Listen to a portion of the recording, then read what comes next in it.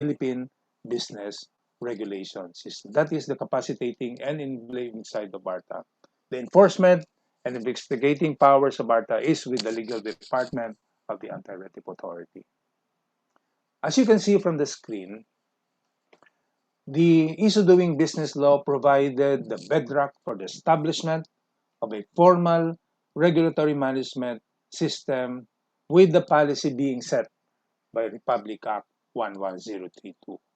And the Anti-Retif Authority, created by said law under the Office of the President, becomes the central oversight body, where, as part of its mandate, is empowered or given the following tools and procedures, meaning to conduct ex post evaluation and simplification, public consultation, and regulatory impact analysis, which are the basic elements of what a regulation should be issued and implemented by trade or regulatory agencies. In brief, or an overview, you can see how an effective regulatory management system should be by complying with certain basic requisites uh, in order to establish, coordinate, and operationalize the different elements into an RMS. So from the agency level, there should be connectivity within the agency level to be guided by a specific, clear policy issue. And then after having been guided by that policy issue, it consider several policy options. And then it conducts design, regulation, and of course through proper consultation to issue and then implement. And after implementation and enforcement, there should be monitoring and evaluation. Expanding that to involve all the other agencies, meaning interconnectivity among agencies, because under the law, no agency should be operating in silo, meaning that its programs and regulations should also be aligned with those of the other agencies. So the same guidance, uh, there should be a clear policy, a regulatory policy. There should be forward planning. There should be coordination among government agencies, and of course, the mandatory public consultations that should be incorporated in a regulatory impact assessment to be to be reduced into a written document which we call the regulatory impact statement to be submitted to the Anti-Red Tape Authority as the central oversight body, which after due consultations and deliberations will determine whether the particular regulation submitted to it complies with the basic requirements of a regulatory management system, and whether to approve or disapprove the same or to recommend uh, what need to be improved should there be finding of some deficiencies of that particular regulation. Next slide. The Anti-Retif Authority, particularly under the operations group, has for its office the Better Regulations Office dedicated to ensure that it will really constitute the oversight body. And in particular, it has several divisions under it. First, the Regulatory Management Training Division, the main task of which is to conduct regulatory management training programs to capacitate NGAs and LGUs to comply with sound regulatory practices. And then also it prepare so in consultation with the proper government agencies together with our other divisions at the Better Regulations Office, regulatory management manuals for all government agencies and or instrumentalities. As we speak, the manual is already being finalized and to be launched soon with the assistance of the U.S. Agency for International Development and the UP Public Administration uh, governance through its the USAID regulatory reforms for national development. The Better Regulations Office has four divisions clustered and patterned after our cabinet clusters. The Division A, in particular, handles uh, the socio-economic development. No? So it will prepare in consultation with the appropriate agencies the Rio Manual for all government agencies and instrumentalities. It will also recommend policies, processes, and systems to improve regulatory management to increase the productivity, efficiency, and effectiveness of business permitting and licensing agencies. And very particular, very important to its function is to review proposed major regulations of government agencies using submitted regulatory impact assessments subject to uh, proportionality rules. And last but certainly not the least, to ensure the dissemination of and public access to information on regulatory management system and changes in laws and regulations relevant to the public by establishing the Philippine Business Regulations Information System or PBRIS, which I shall discuss later on in details. So here in a nutshell, we report to you the various collaborations being done by the Anti-RTIP Authority with its development partners and international counterparts, including, of course, the U.S. Agency for International Development, partnership with its UPPAC, Respond, headed by Dr. Henry Basilio, and with its team leader, Dr. Gilbert Lianto. We have also collaborated with the United Kingdom government, particularly through its Department of for Business, Energy, and Industrial Strategy, where, with the support of its consultants, we conducted various consultation training and trainings, and we were able to craft and finalize the GPRPs, or 10 Good Regulatory Principles, as well as the whole of government re-engineering manual. We have also collaborated, of course, continuously with the World Bank IFC group and also with the Organization for Economic Cooperation and Development countries. Of course, we have also collaborated with our neighboring country, the Malaysia, where it sponsored our trip to Malaysia with the Malaysian Productivity Corporation, where we were able to witness how Malaysia uh, conducts its RMS and why it has advanced its RMS to much improved stage. Next slide. Uh, the Anti-RTIP Authority is on continuing capacity building on regulatory management for government agencies. Starting in 2019, where it conducted basic training for priority agencies, particularly 44 agencies and 223 government personnel. In 2020, it conducted an executive seminar on RMS and RIA uh, with the support of the United Kingdom government, training on better regulations. For 2021 up to 2022, it has finalized the National Regulatory Impact Assessment Manual, which will be launched soon. This has been arrived at after due consultations and collaboration and support of the U.S. Agency for International Development and the UP Public Administration Group on and Governance. And we have conducted trainings, basic and advanced training, of course, with the support, collaboration, and assistance of our partners from the development of the Philippines, where we are able to conduct not only basic training, but also advanced training, and that agencies have already graduated, and they were able to submit their regulatory impact statement to the panel of experts from the Development Academy of the Philippines and from the Anti-RTIP Authority, where we made revision suggestions, and in due time they will submit to us the revised RAS.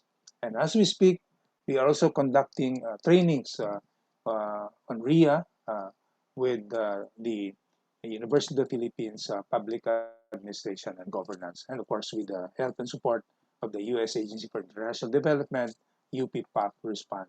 Beyond 2022, we will expand the training to other regulatory management, regulatory agencies. Next slide.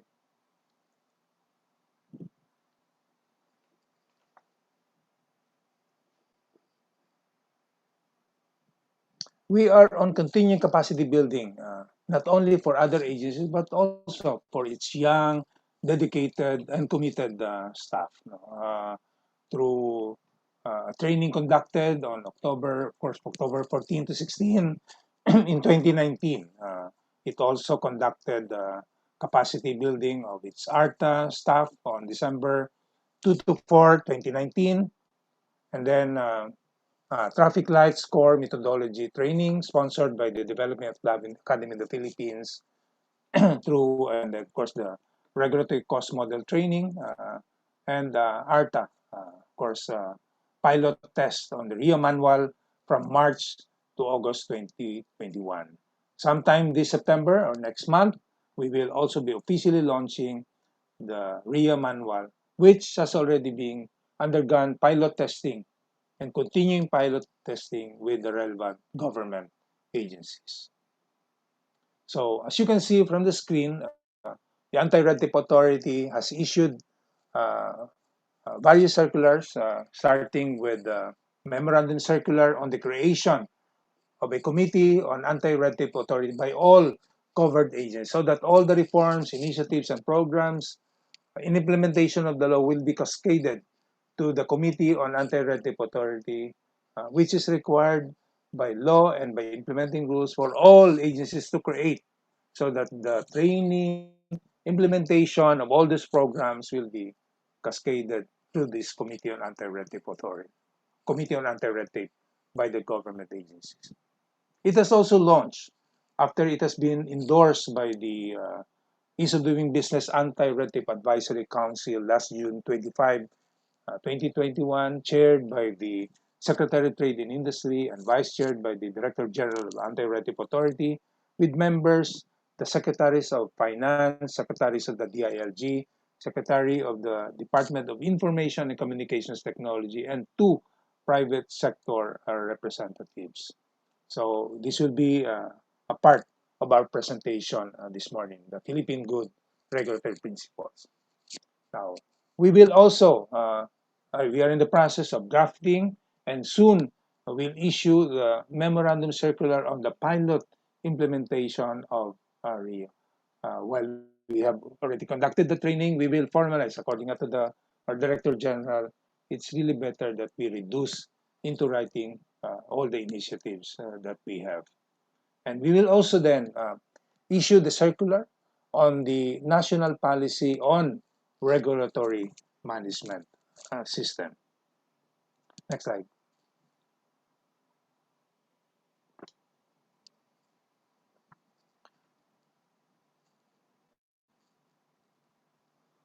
With the release of the memorandum circular on implementation of RMS and pilot RIA, it will aim to notify all regulatory agencies on the pilot implementation of RIA. It will also provide a prescriptive period and process on regulations issued post Republic Act 11032, but prior to the release and implementation of the final ARTA Real manual. It will also require agencies to submit information needed for the national policy on regulatory management system, where sectors being regulated following the 2029 Philippine Standard for Industry Classification, and then regulatory agencies offices assigned to each sector and its legal basis, and the policy development process.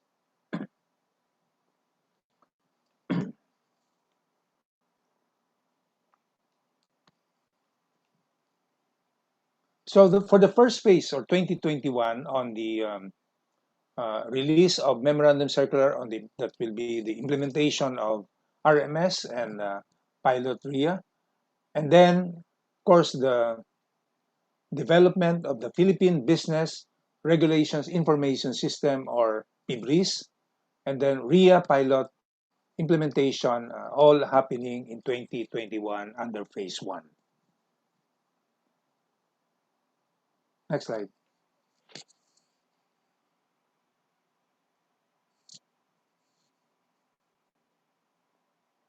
So for the RIA manual and training that we have so far conducted, this has been co-developed. Uh, we have co-developed the Philippine National Regulatory Impact Assessment Manual and its training modules with, as I mentioned earlier, UP Respond and the CPED from 2019 to 2021. Of course, this is through the able support and collaboration of the USA, the party chair, Dr. Henry Basilio, and its team leader, Dr. Gilbert Lianto. As we speak, we are undergoing pilot implementation with the Philippine GRP and will be finalized late by late 2021. I mean, this manual will be launched and then finalized until late 2021. Next slide.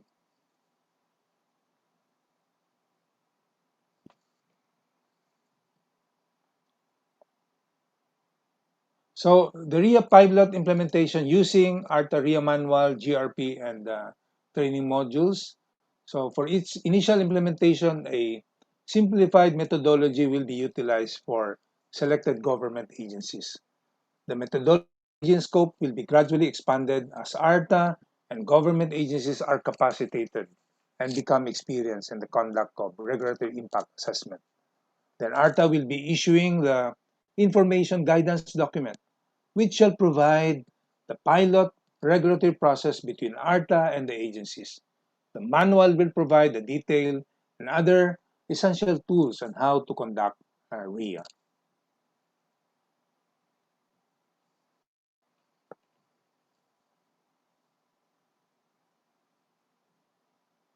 So this is our timeline, no, for pilot implementation. This is really how we do things in the Anti-Red Tape Authority. We provide the objective, we provide the output, and of course the timeline for implementation.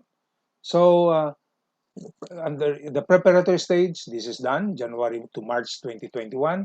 Piloting, this is ongoing from April, starting in April 2021 towards the end of November and maybe early December 2021.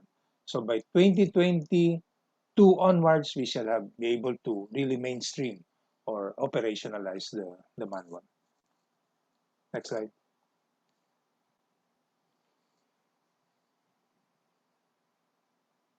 So here is the Philippine Business Regulations Information System in a nutshell. ARTA, with the technical assistance from the UP Respond, is developing the PBRIS, or the Philippine Business Regulation Information System, which is a web-based platform providing accessible information on the Philippine regulatory management system and the laws and regulations relevant to the public. Next slide. As you can see from the next slide, this is how the Philippine Business Regulation Information System is to be conducted.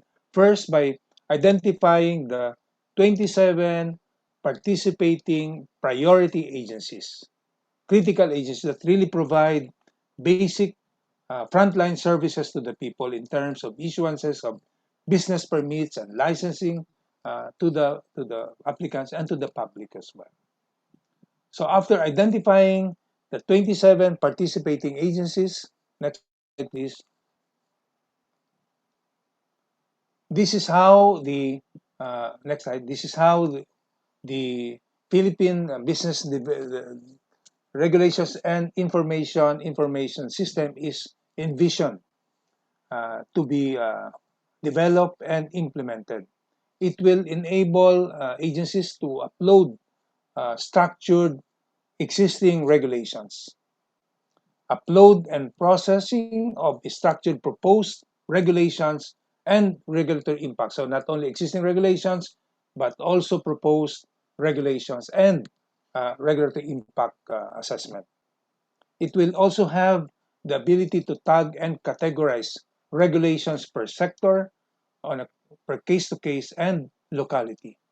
It will also allow for public commenting of proposed and existing regulations subject to consultations through registered accounts. It will also have the feature of notification of users on proposed and existing regulations through registered accounts. Finally, but certainly not the least, it will be able to report, uh, will have report generation.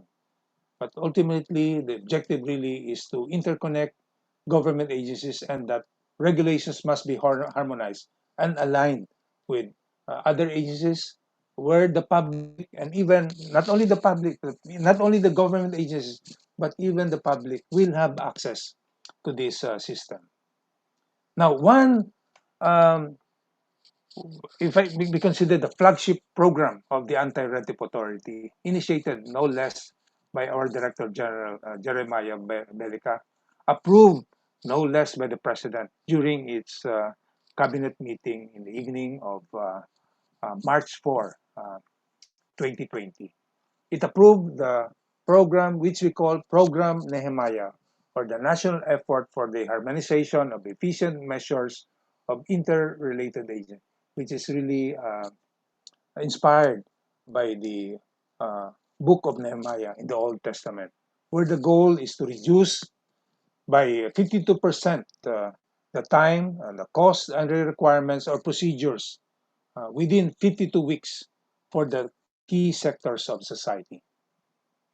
We have identified the five sectors through the support and assistance of the Development Academy of the Philippines, and we have identified this to be one on the connectivity, meaning telco, then housing and construction, food and pharma, power and energy, and the logistics sector.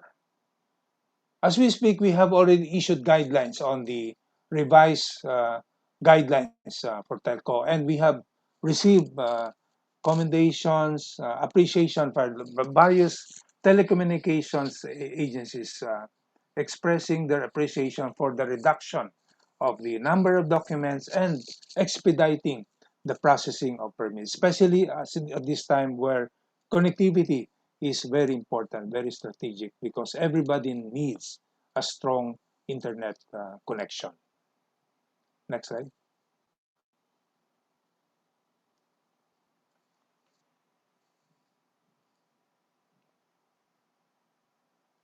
You can see there for the five sectors, we have thought and studied and started to implement the reduction in the number of steps, the reduction of the number of documents to be submitted, of course, following the standard processing time of 3720 mandated by the Ease of Doing Business law for all government agencies to process applications and permits within that standard processing time. ARTA also conducted, in coordination with relevant government agencies and stakeholders, for selected government agencies to review existing regulations which have been the subject of complaints or concerns by stakeholders, particularly regulations issued and being implemented by the Department of Environment and Natural Resources, particularly its Environment Management Bureau or EMB, the Food and Drug Administration with respect to the issuance of license to operate on certain food and pharma items, the Philippine Ports Authority, the Department of Public Works and Highways, and the DSUD, or the Department of Socialized Housing and Urban Development. Next slide. So, this is how we were able to come up with the Philippine Good Regulatory Principles, starting with the signing of a Memorandum of Understanding on February 4, 2020, with the Ambassador of UK and the Director General of the Anti-Anticipatory Authority signing said Memorandum of Understanding. And of course, the Memorandum of Understanding provided for the collaborative effort among the Anti-Anticipatory Authority, the UK Foreign Commonwealth and Development Office, and the UK Department of Business, Energy and Industrial Strategy. And then also the PGRP benchmark with, with the set of principles being adopted also by ASEAN countries and the OECD countries or versus economic regulators code of the United Kingdom. Next slide.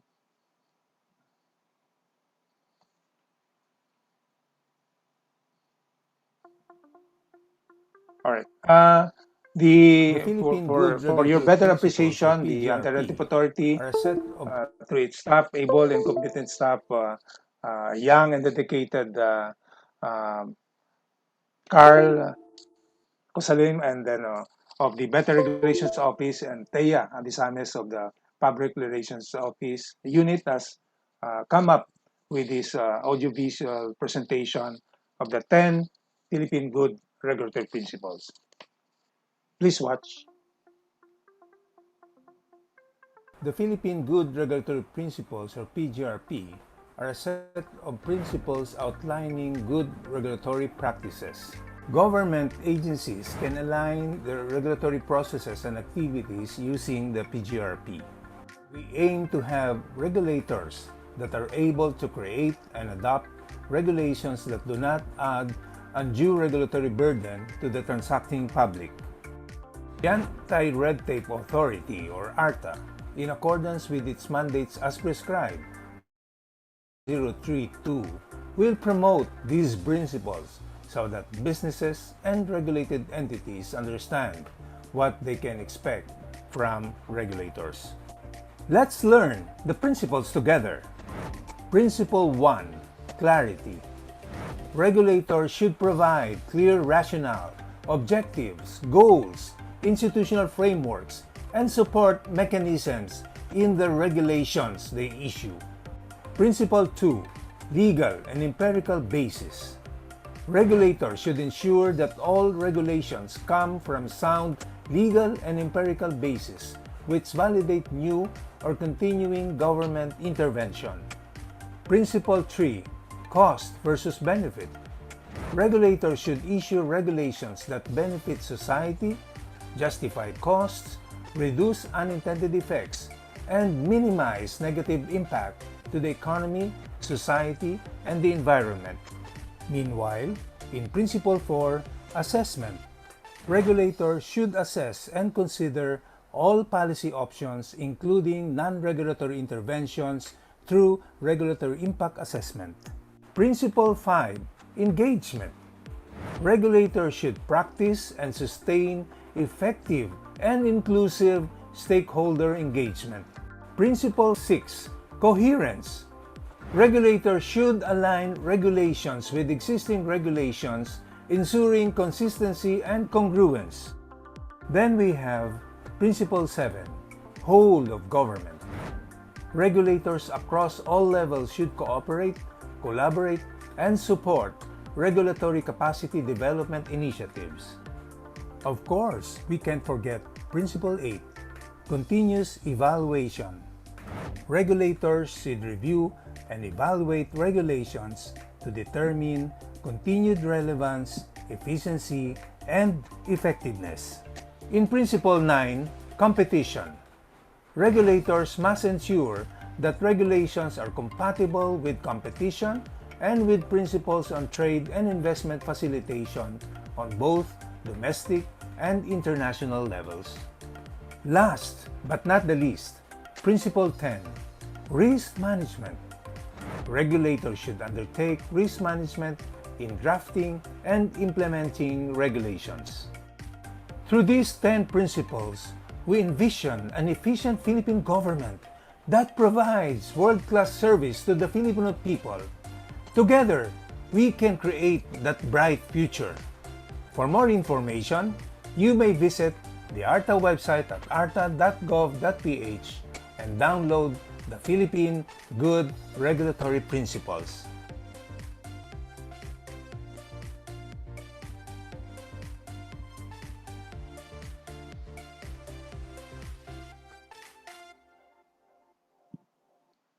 So thank you once again, Carl and Thea, and I hope that you enjoyed, as I did, watching the audiovisual presentation as a break. So let me continue with my presentation. Uh, this will now summarize our national policy on regulatory management system. As you can see from the screen, we have a regulatory policy. We have an ex ante and ex post assessment. We provide for ex post assessment, and then we conduct review of regulatory institutions, forward planning, and government coordination, aided by the Philippine Good Regulatory Principles, or guided by the same, and then with the Regulatory Impact Assessment Manual and training modules as guide. Then we also institutionalize post-implementation review, assessment process and manual, and then provisions on sunsetting, one in one out stack flow linkage, and embedded reviews. We will also conduct National Regulatory Summit, National Regulatory Agenda, and annual regulatory plans towards a better and improved uh, Philippine business regulation information system, and then have a regulatory management faculty network with all the RMS elements incorporated in training modules. With all of this captured in this scheme, we do hope a much improved regulatory management system. Next slide. So this is how uh, RIA is to be conducted. She, as you can see from the screen, if the regulation or the agency intends to regulate, it is encouraged to conduct a preliminary impact assessment, and then to submit a preliminary impact statement to the anti-red tape authority for review. Now, if a particular regulation is not considered major or is exempted, then the regulation goes to the agency concerned for enactment, and then of course through proper consultation process. After enactment, it implements the same, subject of course to the usual monitoring and coordinating. But if the particular regulation is a major regulation as provided for by law, it is and it's implementing rules and regulations, that agency is mandated, required to subject the regulation to a regulatory impact statement, of course, through proper consultation, and submit to the Anti-Red Tape Authority Better Regulations Office a regulatory impact statement, which is a written document that will document and proves that the subject regulation has been subjected to RIA. And of course, it goes without saying that that regulation must be subjected to proper public consultation involving all stakeholders concerned. And after that, it will submit the RIS or Regulatory Impact Statement to the Anti-Red Tape Authority for review, for scrutiny, and after a determination whether approve or disapprove. If it is approved, then it goes back to the agency for implementation. If it is disapproved, the Better Regulations Office will uh, tell or advise the agency concerned what are the uh, deficiencies or what are the provisions that need further revision.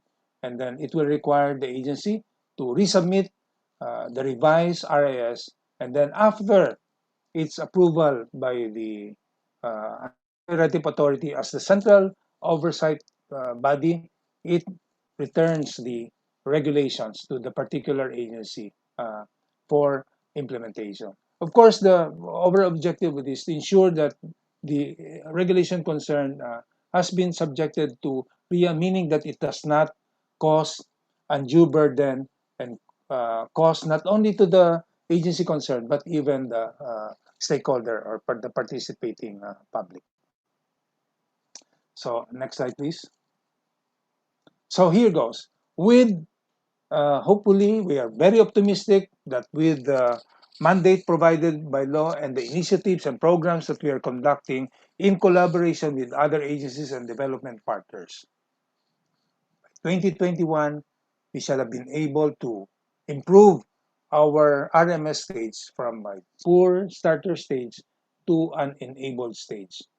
And towards the year 2022, we shall be classified together with advanced countries like Korea, Malaysia, Japan, and New Zealand into a practice stage until we achieve that dream of being considered an embedded state.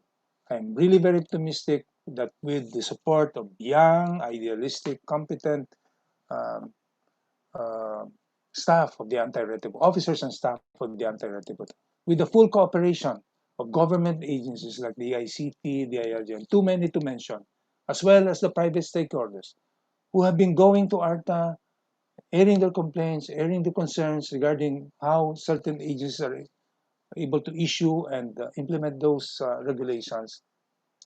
By God's grace, our dream of having an embedded RMS stage towards a much better Philippines, providing the right regulatory environment that will provide or attract investors, provide the infrastructure that will enable business to be established in the country, providing more income and business opportunities for our country and people. Next slide. Dito na po magtatapos ang aking presentasyon. Maraming salamat po sa panahon na inyong binigay. Sana po ang Anti-Red Authority ay nakapagbigay sa inyo ng karapatang impormasyon tungkol sa kanyang mga ginagawang initiatives at programs. Maraming salamat po. I now turn over the floor to our beautiful lovely Ria Fernandez. Thank you, Yusek. That was a nice and creative PowerPoint and video presentation. So trivia lang, no? Yung nag-voice over si Yusek Nestin yon. So thank you so much, Undersecretary Ernesto V. Perez, the Deputy Director General for Operations of the Anti-Red Tape Authority. He just presented details about regulatory management system and Philippine good regulatory principles. Moving forward to our next speaker, our speaker has an extensive background in the academe and public service. He will be presenting more about future-proofing regulations from their perspective. So, ladies and gentlemen, the 9th President and CEO of the Development Academy of the Philippines, who is a proud Cagayan native. Ladies and gentlemen, once again, Attorney Engelbert C. Caronan Jr. Sir Jojo? Yes, good morning to each and everyone. I'm Engelbert Caronan from the Development Academy of the Philippines, and today I'm tasked to talk on the topic future-proofing government regulations. The outline of my presentation shall be as follows. There will be a talk on the opportunities and challenges in a VUCA environment. What should we be doing to future-proof our regulations in a VUCA world? And what has DAP been doing as a partner in future-proofing regulations. And finally, at the end, we will be showing some conclusions of the presentation. Next slide, please. During the early part of 2018, we noticed at the DAP the sudden surge of requests for our assistance from the different government agencies, ranging from assistance for reorganization in view of some additional roles and functions imposed by law on some agencies like the National Bureau of Investigation because of the new mandate for them to focus on terrorism. The Philippine Coast Guard, due to their ever-expanding role in guarding our territorial waters, including those islands that are in dispute. The National Power Corporation, in order to meet their missionary functions to provide electricity to those that are outside of the grid, and the Securities and Exchange Commission to meet the challenges of new securities brought about by technology. Our assistance also included the creation of new roadmaps, strategic planning, identification of new competencies and skills, and the like. So, what accounts for this sudden surge or request for assistance? To our mind, we feel that the reason behind these changes is the need for these different organizations to cope in an increasingly disruptive environment. And we call this a VUCA environment. In the interest of time and for purposes of brevity, I will not deep dive into each and every element of the VUCA classification. Suffice it to say that it is a function of two factors, namely, on the vertical side, our ability to predict the results of our action, and on the horizontal side, how much do we know about the situation, and that for each element, there is a proper response to it. So we say that if the situation is volatile, it means that the change happens faster and more frequently. Otherwise stated, what is true today may no longer be true tomorrow, and what happens next is relatively unexpected and unknown. In this case, in a volatile scenario, the proper response is usually to adopt contingency measure. If the situation is uncertain, on the other hand, it means that there is this lack of predictability and that the causal relation of events is unknown. In this case, the proper response is to acquire more information and data through research.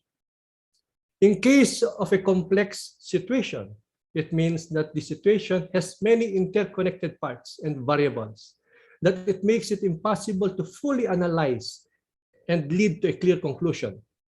If this is the environment, then the proper response is to reorganize and replan.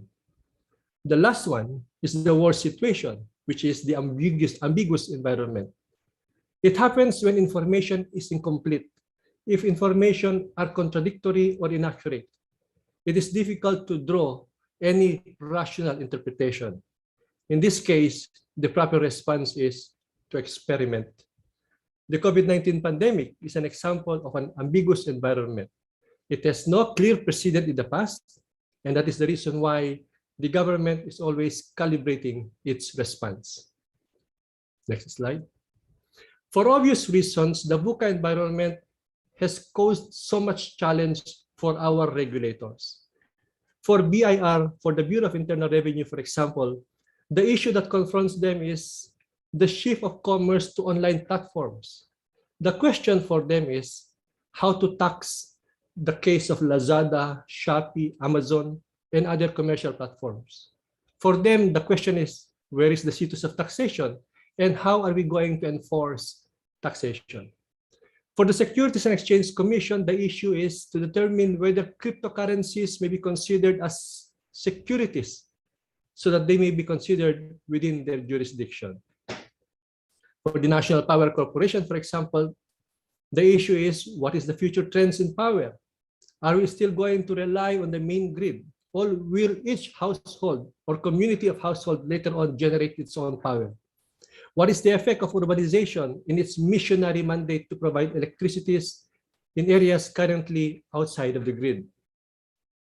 For the National Bureau of Investigation, how should it organize itself?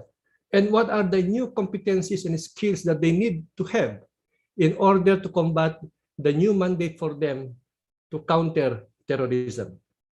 So these are just the examples of the challenges that are faced by our enforcement and regulatory bodies. This situation presents to us some unique challenges and opportunities.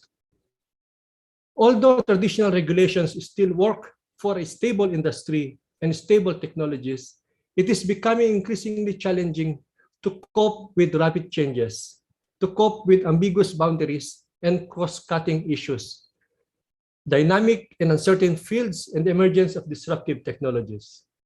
This presents challenges to government to change their way of thinking and approaching policy problems, which often brings into question the effectiveness of legacy regulations. However, a VUCA world also offers the opportunity for governments to update policy processes, ways of thinking, and modernize regulation to be ready for the challenges that lie ahead. I believe that any discussion on future proofing will have to contend with the VUCA characteristics of this environment. Given this circumstance, we ask ourselves the question, how do we future-proof regulations? Or more specifically, how should law and regulations cope with fast-changing technologies and industries? How should they balance the risks that come with new ideas and the risk of crushing them? How should they help ensure that the benefits of new technologies are widely spread? Let me state at the outset that there are those who believe that future-proofing regulation is not a good idea. Let us take the case of Dr. Thibault Chappelle. In reaction, he said, some legal scholars are pushing to develop future-proof regulation. That is, the regulation that can be enacted with enough flexibility while maintaining true to its original objective. For him, this assumes that the objective of the regulation remains valid no matter how the real world changes. And according to him, this is where the problem lies. No regulation is good regardless of its environment. The regulatory objective needs to modulate, it needs to adapt, it needs to evolve. When, and on the contrary, the law does not evolve or may encounter, the result would be that we encounter two alternative outcomes. That the law, one, that the law becomes inapplicable to its new environment, or that the law remains applicable but enforces an unwanted objective, such as always prohibiting or allowing a practice. However, if you look closely at the statement, what he says is that even if you design a regulation to be flexible, its original purpose for existence may no longer be valid due to a changing environment. And as such, therefore, you cannot really future-proof it. Otherwise stated, what is needed is not only the intrinsic flexibility of a law or a policy, but that the flexibility should extend to the applicability of the law itself. So what does future-proofing mean? Future-proofing simply means anticipating the future and developing methods to minimize the effects of shocks and stresses of future events. It also means making sure that an item continues to be relevant and useful in the future and not become obsolete. Applied to regulations, future-proofing means, from the technology perspective, where thinking is more advanced, it is broadly considered to be about keeping options open, looking at the potential scale of effects in the long term, value rather than cost, and emphasize the heterogeneity of choices. Applied in general terms to regulation, this means being sufficiently agile to adapt to rapid and transformative changes. Having said this, I think there are two strategies in trying to future-proof regulations. First, an external strategy that pertains to the factors that must be considered in the development, creation, and application of a regulation. And second, an internal strategy that pertains to the intrinsic design of any regulation. For purposes of this presentation, we have identified 6 external strategies and 1 important principle when it comes to internal strategy. For the external strategy, the Organization for Economic Cooperation and Development, or the OECD, recommends 3 complementary approaches to support the development of strategies to future-proof regulations. 1, by introducing forward-looking processes, such as strategic foresight and anticipatory innovation. A key element of future-proofing regulation is not just knowing, but continuously analyzing what future challenges will be faced by the government and being able to institutionalize the process of taking them into account in policy analysis, engagement, and decision-making. Strategic foresight, for example, helps deal with future uncertainties by taking into account multiple future possibilities to help organizations become future fit in a VUCA world. In our case at the DAP, we have already trained individuals to conduct scenario planning and strategic foresighting in order to assist and capacitate government agencies apply this process of planning. Number 2 is incorporating future-proofing as part of regulatory policymaking. And this means that our regulators must be proactive They must be future-facing and innovation-enabling. An example of this is our regulators for our regulators to adopt a new working model for their approach to regulations, like the AAA model for anticipatory regulation. According to this framework, there are 3 approaches to regulation, and that all regulatory bodies must be adept at using these techniques. First is the advisory approach to regulation. According to this view, regulators must help new products and services comply with existing regulations. Advisory approaches are designed to make it easier for businesses with new products or services to approach regulators and work with them to test and then adapt the product or service under existing regulations. The goal here is to reduce regulatory frictions and to attract new business by conducting no or a very limited amendments through pre-existing regulation. The second is the adaptive approach to regulation. The second approach means that regulators and consequently regulations must support new innovations by adapting existing regulation framework. The regulation must not hinder innovation, and that the key point here is that the regulator is willing to allow some changes or adjustments to existing regulations to support emerging fields or players. And the third, the anticipatory approach to regulation. The primary goal of anticipatory approaches is to better understand what the impacts of an emerging technology is, which may not be developed enough for use, might be on the economy and society, and therefore what the potential regulatory needs will be. If a regulator has sufficient understanding of the industry and that you design the regulations according to this deep understanding, it is a way of attracting new players in the market.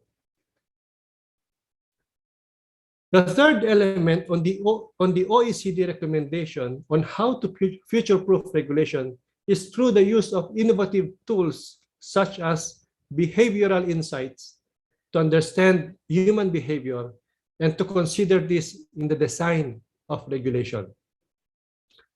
Regulatory policy, especially in the field of economic regulation, draws heavily on deductive models, applying economic concepts of rationality and incentives to solving issues in regulation and market failures. For the most part, we believe that compliance to a regulation can be achieved by providing rewards and penalties. However, social sciences shows that people do not always act rationally, and that there are certain forces at work that influences compliance and non-compliance to a law or a policy. For better compliance, policymakers must turn to the field of behavioral sciences for a clear methodology that generates evidence on how people actually behave, and then collecting evidence of which solutions work and which do not, and applying these findings to improving the outcomes of public policy. The question should not be how much or how little of each type of regulation is necessary. Rather, for each type of regulation, that each type of regulation should complement the other types of regulation.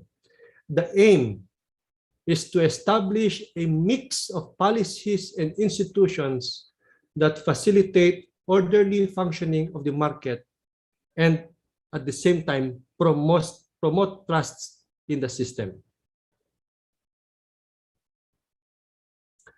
Complementing these 3 items that were identified by the OECD, we at the DAP also believe that there is a need to, 1, help regulators develop the needed competencies in a VUCA world. While having good regulations is crucial, how regulations are implemented and applied in practice by the regulators is equally important. In a VUCA world, it is important for a regulator to be equipped with the needed skills to fulfill new tasks, such as a more in-depth understanding of new technologies and business models, perhaps more than the theoretical, economic, and legal knowledge which was prioritized in the previous era. In response to this, the Academy is working on a proposal to develop a general competency framework for regulators in the Philippines. We are conducting a series of meetings with the Embassy of New Zealand, Trade and Enterprise, in the development of a regulatory competency framework. The New Zealand government successfully implemented the Government Regulation Qualifications Project, which aimed at the professionalization of the regulatory practice in the country. And we hope to do the same in the Philippines. One of the more important competency of a regulator, as mentioned a while ago, is the ability to make risk assessments.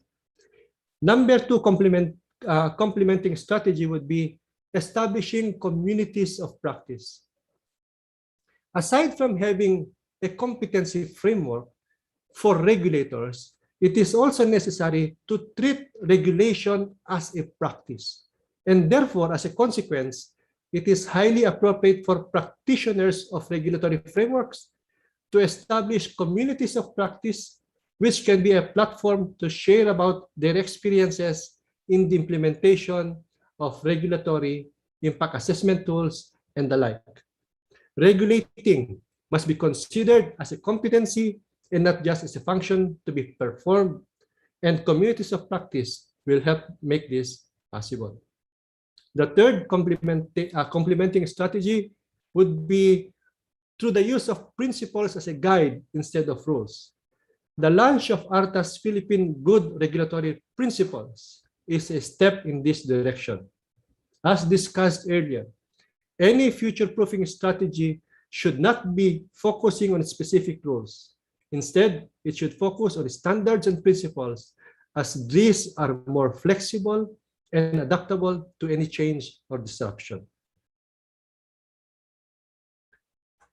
For the internal strategy, for the intrinsic strategy, the idea is that the design of regulation must evoke trust and confidence.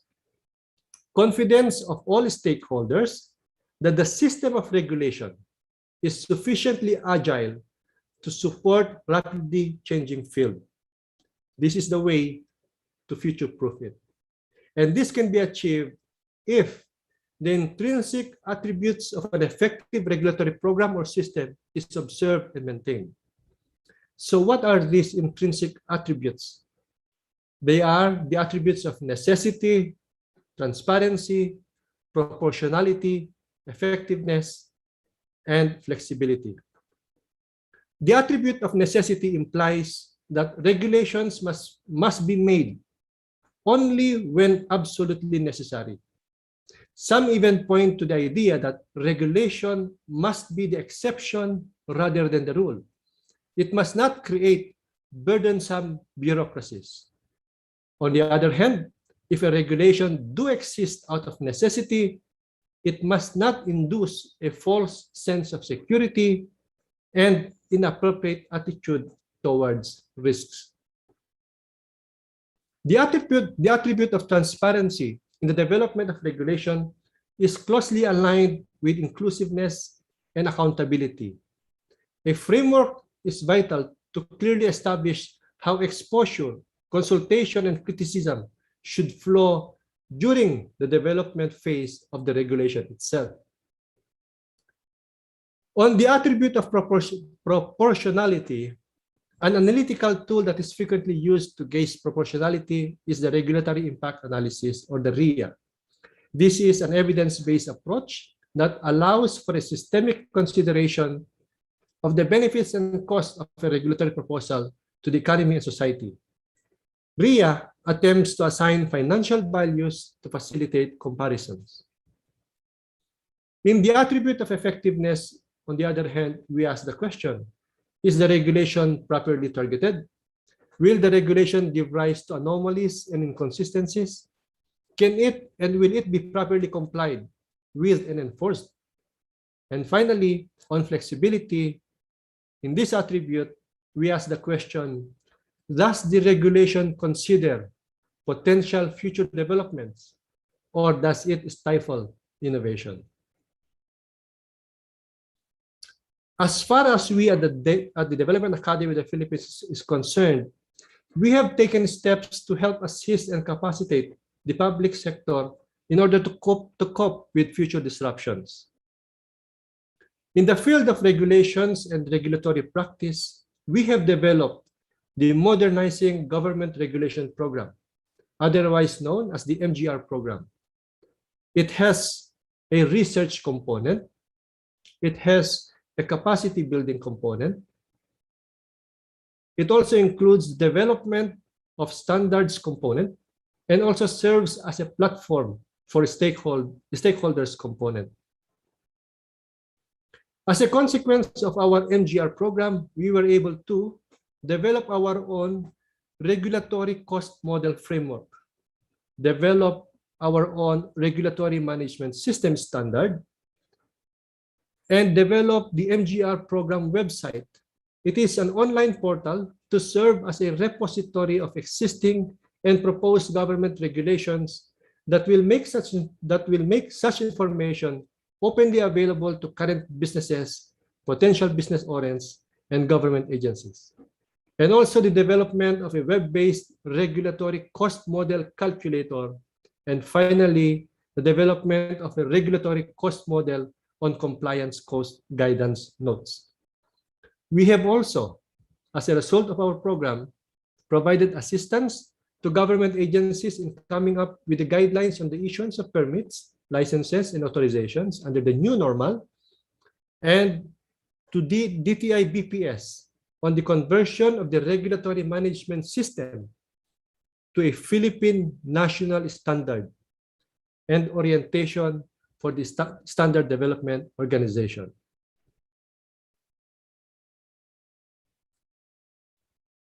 Finally, in order to assist the public sector future-proof its broad mandate, we have started to incubate inside the Development Academy of the Philippines our own Center for Strategic Futures.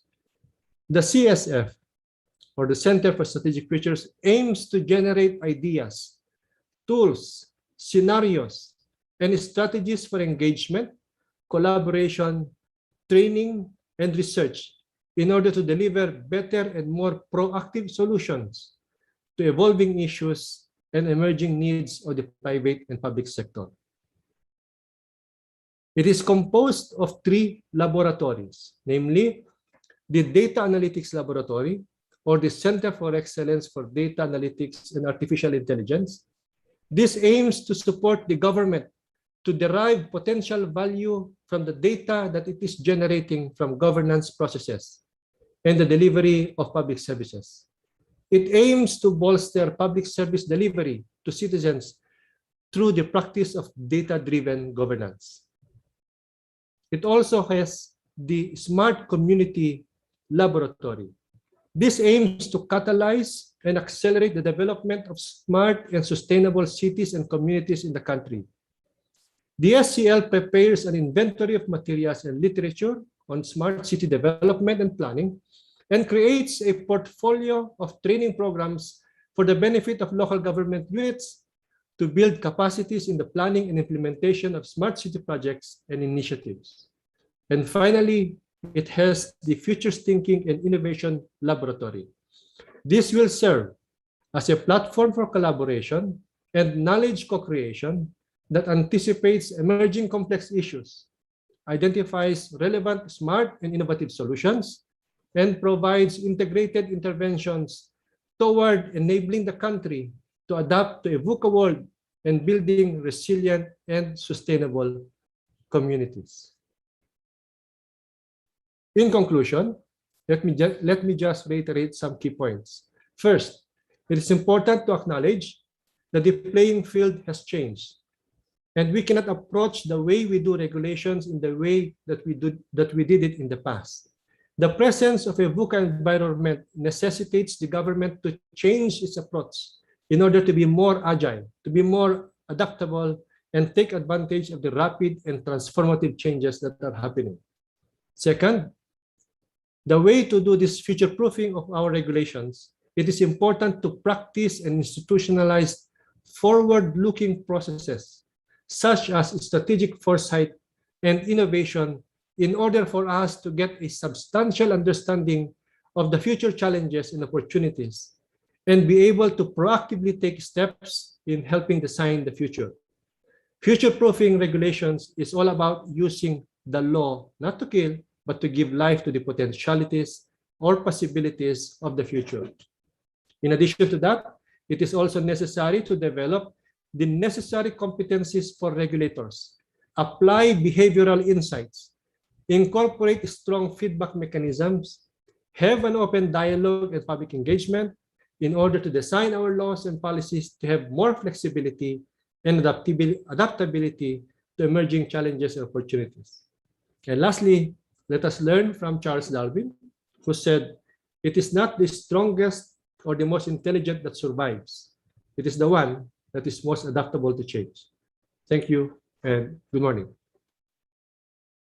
Thank you so much, President Jojo Caronan of the Development Academy of the Philippines. You know, one of the notes or one of the noteworthy points of his discussion is this, knowing regulation must be an exception rather than rule. And for those who wish to refresh their minds kung ano ba tong VUCA na binabanggit ni President Jojo Caronan, VUCA